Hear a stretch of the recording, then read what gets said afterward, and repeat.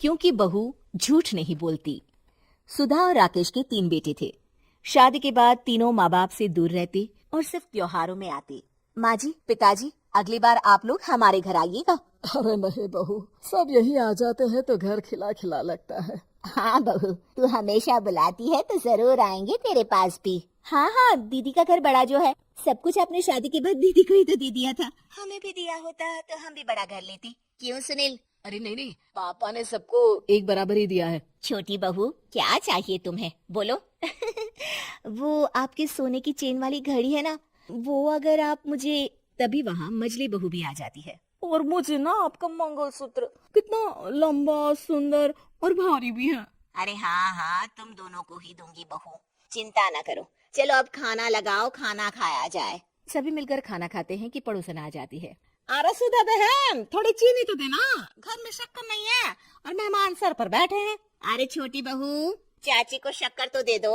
अरे मजली दीदी, आप दे दीजिए ना, मैं यहाँ कम आती हूँ तो मुझे पता ही नहीं है कि सासू माँ सारी चीजें कहाँ रखती है। और तुम ना कौन सा यहाँ रोज शक्कर फाकने के लिए आती हो, मुझे भी नहीं है पता। तभी बड़ी बहू हाथ में चीनी की कटोरी लेकर आती है। चाची, शक्कर आप लोगों का बड़ा सहारा है माँ जी और पिताजी को, वरना हम लोग तो यहाँ रहते ही नहीं। आप जैसे पड़ोसी हैं तो हम निश्चिंत हैं। और जीती रहे बहू, अब तो ये घर पड़ोस कम परिवार ज्यादा लगता है। सुधा अपनी बड़ी बहू को देखकर बहुत खुश रहा करती थी। वो उससे अक्सर घंटों बात भी किया करती, लेकिन दोनों दूसरी बहुओं का भी वो समझती थी कि शायद छोटी है, वक्त आने पर संभल जाएंगी। समय आ जाता है जब सभी को वापस जाना होता है। माँ जी, हम लोगों की फ्लाइट पहले है, हमें इजाजत दे। वो सास के गले लगकर चली जाती है। थोड़ी देर बाद छोटी बहू कहती है, माँ जी, मैं ना ये सोफे के कवर और चादरें ले जा रही हूँ, यहाँ तो ऐसी ही पड़ी रहेंगी। हाँ हाँ बहू, ले जा। और कुछ चाहिए तो बोल। और तो चाहिए बहुत कुछ, पर चलिए कोई बात नहीं, अगली बार ले जाऊंगी मैं। ऐसे ही मंजली बहू भी घर का बहुत सारा सामान ले जाती है। सभी के जाने के बाद सुधा राकेश से कहती है, घर कितना सूना लग रहा है ना। हाँ, और खाली भी। तुम्हारी दोनों बहुएं सब बटोर गई। अरे ठीक है ना, हम दोनों ही तो हैं, कितना सामान लगेगा। फिर उन लोगों की नई गृहस्थी, इतना मत सोचा करे। समय बीतता है। ऐसे ही हर साल त्योहारों में सुधा और राकेश के बच्चों की बहू आते और जाते वक्त ढेर सारा सामान पैक कर कर ले जाती। लेकिन कुछ ही सालों में सुधा का देहांत हो जाता है।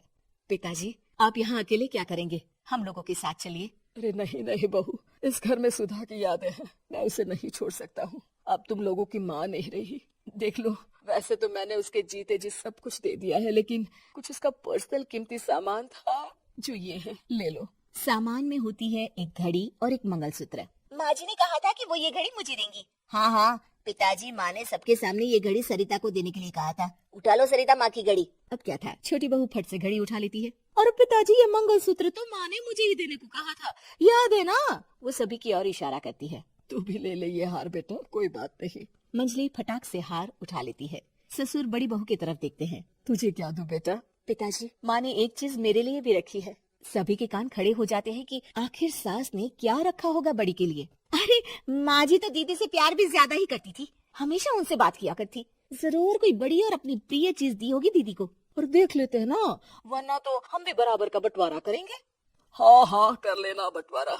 लेकिन बड़ी बहू, बताओ तो, सुधा ने क्या रखा है तुम्हारे लिए? अभी तो हम लोग यही हैं पापा जी, जब जाने लगेंगे तो बता दूंगी। बड़ी बहू के मुंह से ये बात सुनकर बाकी दो बहुएं सोचने लगती हैं कि आखिर क्या है जो दीदी को सासू माँ देकर गई है। दीदी, ऐसा तो नहीं ना कि पूरे घर का आधा हिस्सा मैं बड़ी भाभी को देकर गई हो। तभी वहाँ ससुर आ जाते हैं। नहीं, ऐसा कुछ नहीं है। मकान तो तुम तीनों का बराबर से है। देखो, बड़ी बहू से तुम्हारी सास ज्यादा जुड़ी थी, न जाने क्यों घंटों बात किया करती थी। पता नहीं क्या देकर गई है उसे।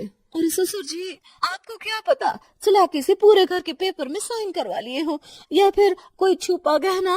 आखिर मकान पूरा तो आपने सासू माँ के नाम ही कर रखा था ना।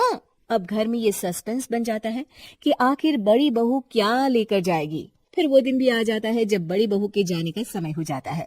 बेटा, परसों तुम चली जाओगी, बताया नहीं माँ ने तुम्हें क्या दिया? घड़ी और हार जो बेशकीमती था और तुम्हारी सास को सबसे ज्यादा प्रिय था, उसका तो बंटवारा भी हो चुका है। अब तुम्हारी बारी। हाँ पिताजी, आज मैं ये बात बताने ही वाली थी। माँ ने मुझे उससे भी बेशकीमती चीज दी है, और वो है आप। आपसे अधिक प्रिय उन्हें कुछ नहीं था।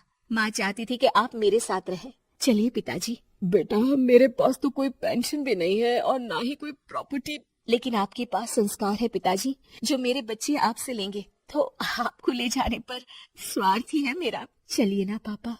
सभी के सामने पिताजी बड़ी बहू और बेटे के साथ उनके घर चले जाते हैं।